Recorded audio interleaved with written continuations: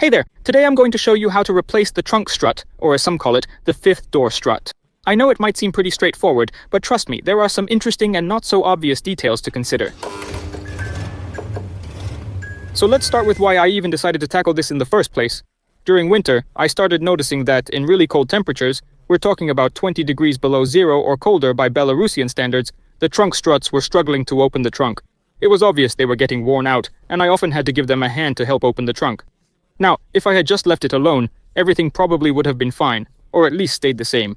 But of course, I just had to go and mess with it. Upon closer inspection, I noticed that when opening the trunk, the strut was rubbing against the rubber seals. In other words, the strut was barely opening. You could feel a slight vibration on the trunk lid, and the friction between the strut and the seals was noticeable. But, despite all this, the strut was still functioning, which is what we want. If something's rubbing or creaking, you need to lubricate it, right? So I took some kind of lubricant, can't even remember what kind, and applied it to the rod. I really don't recall what type of lubricant it was, so what happened next? Well, it's pretty straightforward. This lubricant turned out to be aggressive towards the seals of the strut. Within just a few days, all the gas escaped from the strut.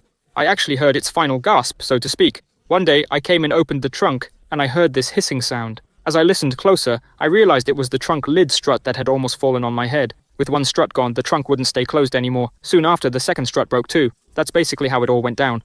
It's clear who's at fault, but now the question is, what should we do about the strut or shock absorber? The price range is crazy, anywhere from $6 to $55. The difference is just unreal. Yeah, there are used options too, but they're not necessarily cheaper. And as always, buying used is like a pig in a poke. And unfortunately, besides the obvious quality and durability of these shock absorbers, there are also some design differences, but we'll get to that a bit later. As for replacing them, open the trunk and locate the struts at the top or bottom. It doesn't really matter where you start. You'll need either a friend to help you or, like I did, just use a piece of something.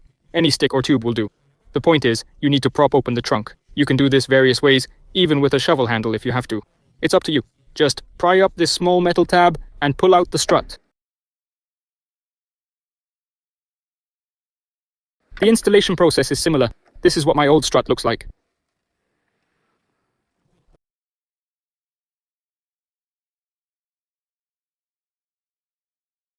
It's completely shot and doesn't hold anymore. And here's the new one, which is extremely difficult to push into place, but that's not what this story is about. Let's get back to choosing replacement parts.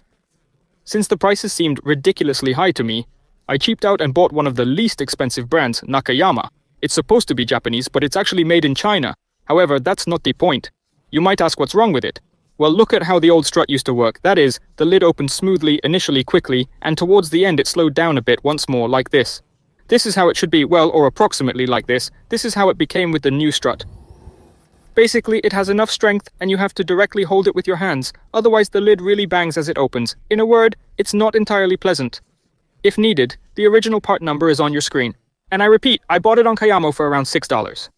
Now, to be honest, I probably wouldn't have bought them. I think I would have added a bit more and bought something more expensive, let's say for $15, $20. Of course, paying $50 for a trunk strut seems way too excessive to me. And a small request, if anyone has already replaced this strut and knows exactly what reasonably priced alternative can be bought so that it works as it should from the factory, please write in the comments. I think it will be useful for many, but personally, I will continue using these for now. If anything, at the time of releasing this video, they are almost 2 years old. They work well overall, but when they fail, I will probably look for something else that opens smoothly. Well, something like that. And that's all from me for today. Thank you all for watching. Bye everyone.